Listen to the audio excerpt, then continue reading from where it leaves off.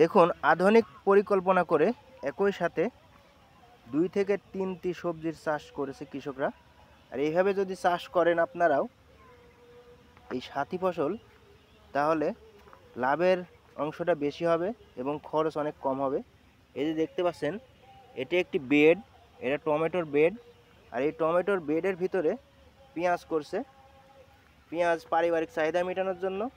এবং দেখুন, এখানে মাছ দিয়ে পুরা সারিবদ্ধভাবে ফুলকপির গাছ লাগিয়ে দিয়েছে।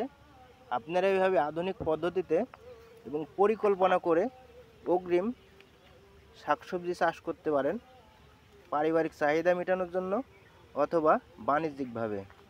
দেখুন কি সুন্দরভাবে সারিবদ্ধভাবে ফুলকপির গাছগুলো লাগিয়ে দিচ্ছে।